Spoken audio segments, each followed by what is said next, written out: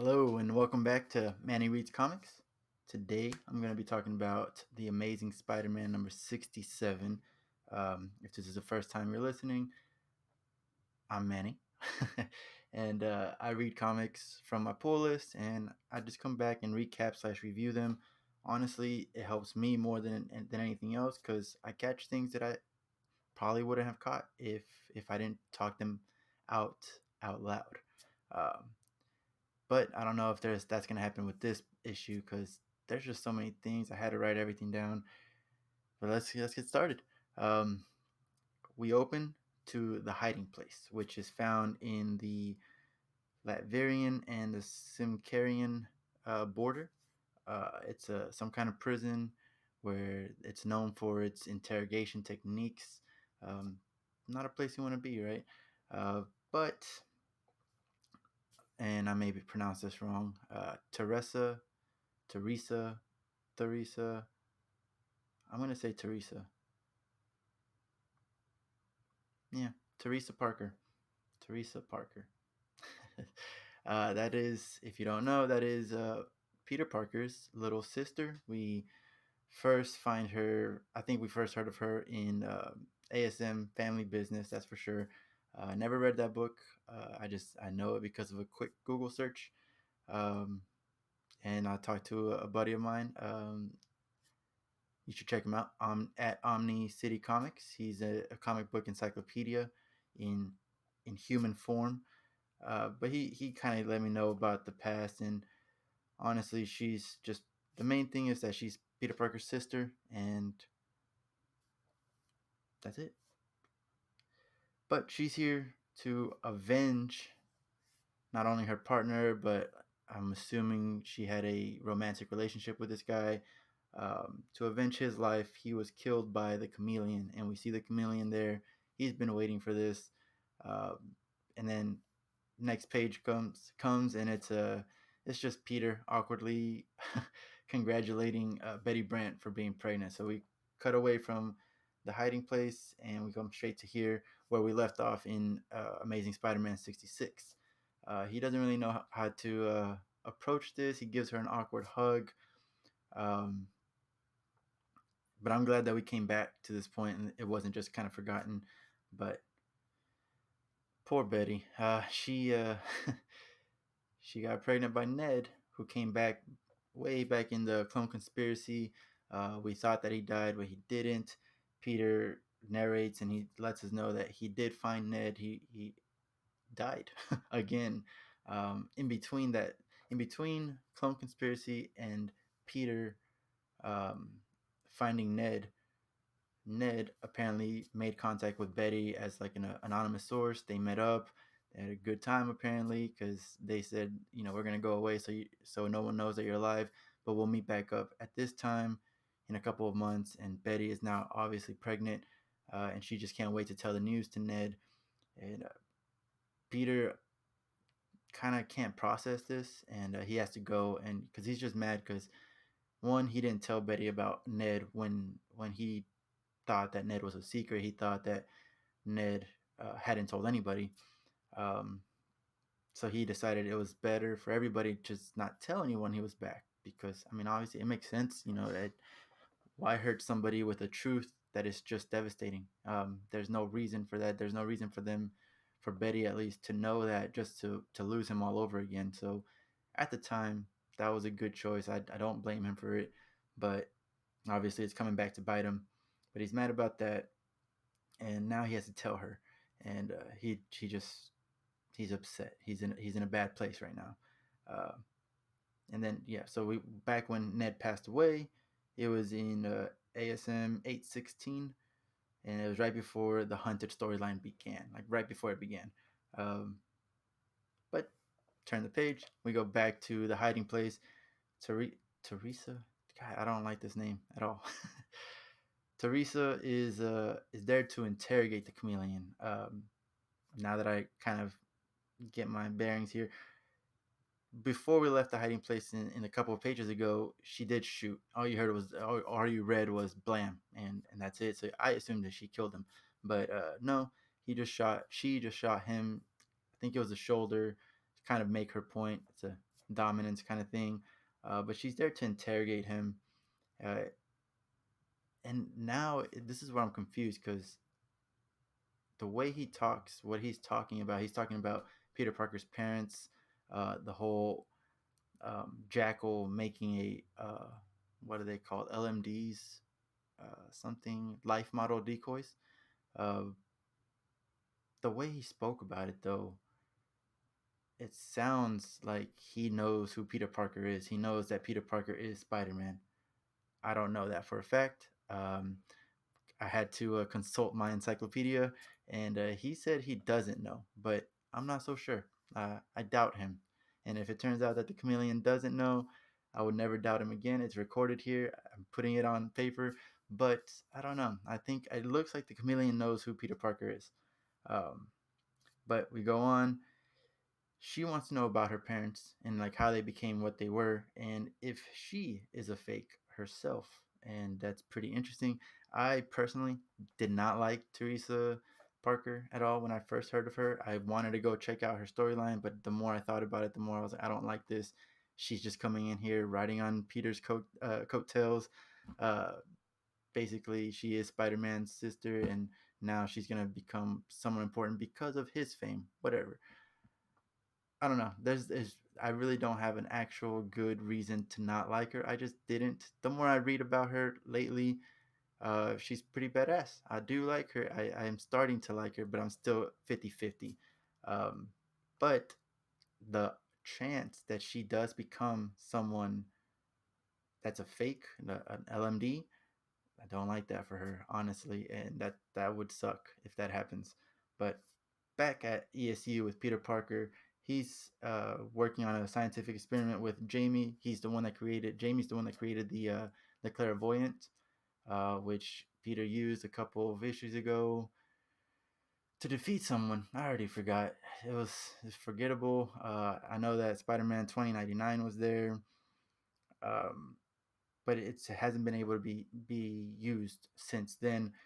We find out that Jamie has been using this to make money, playing at a casino, always knowing what's going to be a winner or not. But it's been malfunctioning, and he lost big. Chance is out there to try to get this clairvoyant machine, and threatens Jamie's mom and family in general. Um, but Jamie, going back a little bit, Jamie does feel like that Peter is holding out on him because there's a battery source that Peter was able to use, and he can't explain why he cannot use that battery source again. It's something to do with Spider-Man. I unfortunately cannot remember at this moment, but he won't take no as an answer, and it's because he's desperate and he just wants to find out what's wrong or with this so he can help his mother, who is very sick. Um, but yeah, Chance shows up, wants to know what he's been doing, how can he use it, and Jamie pretty much says, "I can help you as long as you get me something called the Catalyst, which is a power source for the clairvoyant." And that's where that storyline kind of gets left off.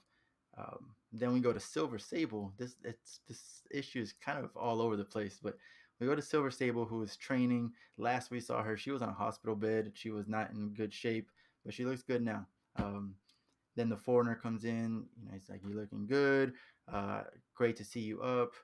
Everything." And then she kind of like, you could see from the art that she kind of just like backs away from him, and she's talking about, you've been using my money in different ways. I don't know if I approve of this. And he's just like, "What's yours is mine, and what's mine is yours." Kind of think is they are married, I think. Um, you can fact check me on that, but I'm not 100% sure. Um, but yeah, she doesn't like the way he's been spending the money, and he's trying to reassure her, but something is off there. Then we go back to Betty, and Peter is basically finally going to confess and let her know that he's already met up with Ned and that he passed away again. He opens the door. She's happy. "Hey, come on in. We can all catch up, all three of us." And he's three of us. Opens the door, and there's Ned. So who is this? Is this Chameleon?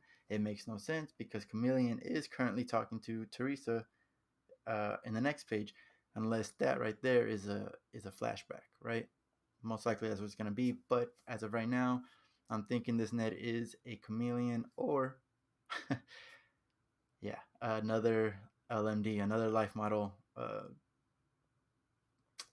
What does that D stand for? It's supposed to be decoy, right? But I don't know. But it is. I'm assuming just gonna be another fake human. Um, but to end this off, Teresa is talking with Chameleon, and he says, you know, I can't really tell you much about who you are or whatever, but who better than the people that were there at the end of your parents' life than the finisher, you know? So she kind of reveals the curtain. Finisher is there. I guess that's the guy that killed her real parents' life, to see what happened. And I've never heard of the finisher before. I was like, what's up with these names, honestly? But uh, yeah, she sees that. That's how that ends. And then we kind of get into something that's going to most likely go into the Sinister War, which is coming up. And that's Doc Ock. And he's currently fighting somebody. I think it's Kindred. And Kindred has kidnapped him, but not really. He just took him to an island so he could um, assemble the Sinister Six and start once again with attacking Spider-Man. It's been done before, but it is what it is. It's gonna be pretty great now. I did not know what happened to Doc Ock. Last I saw him, he was the Superior Spider-Man again. He was in Elliot Tolliver's body, and I could not connect the dots to how he's back in his old body, and he doesn't remember being Superior Spider-Man or anything. That was surprising.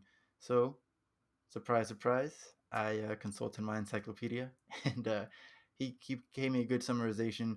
Basically, at the end of Superior Spider-Man Volume 2, I'm about to spoil it, so if you haven't seen it, stop the recording on Spotify or stop the video here on YouTube. But basically, give you a little time to leave.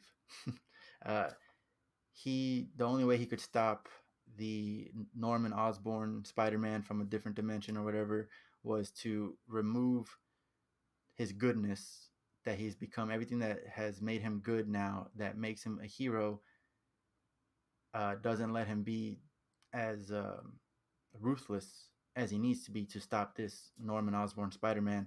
So he removes that, removes all his memories, and he gets back into his old body and is able to stop um, this threat. And that's how that's left off. I don't like that. It's just kind of a reboot, really, but it is, as usual, it is what it is. But this issue here, 67, I have to give it a 7.8. It was a lot of information and a lot of callbacks to things that Nick Spencer has been doing, and has kind of like left threads here and there, and now he's finally coming back and pulling on them. I do appreciate that. So 7.8, because again, positive on the callbacks, positive on the story progression, positive on the new info, at least for me, on what's going on. But the negatives here, Kindred is nowhere to be seen except for at the very end where he's talking to Doc Ock, but he's not explained. They're not moving that storyline forward yet, and I'm getting irritated by it more and more. Um, the names of villains are dumb. The finisher, come on. Anyways, that's like point 0.1 points. Teresa being fake, I do not like that. Even though she's still 50-50 with me, I still don't really appreciate her being fake, or at least the assumption that she might be fake. And Jamie's storyline, I don't care. The clairvoyant, all that. He has a sick mother. He's got a little sister that he obviously loves. I don't, I have nothing to make me care about him. But I'm sure Nick Spencer will do something, hopefully. But when I go, let me go back to callbacks. I'm talking about Ned, I'm talking about the clairvoyant. He's Teresa. He brought her back. Silver Sable is something that I completely forgot happened. I forgot that she was sick. I forgot that she was married to the foreigner. And finally, the he's calling back the whole um, parent storyline of Peter Parker's parents and stuff. So I've never actually read those books from way back when, and so it's nice to see. It's nice to bring it forward. So I'm too lazy to go out and find that story or read it online or something. So it's nice to see it here, kind of summarized. But yeah, 7.8 out of 10. Not a bad issue. It's a good part one to this chameleon conspiracy, and ready to read more. But other than that, I'll see you guys later. Make sure you check out at Manny Reads Comics on Instagram for more comic content, and pretty much reach out to YouTube and Spotify, any podcast stuff. I'm there as well. So I'll see you guys later. Thank you.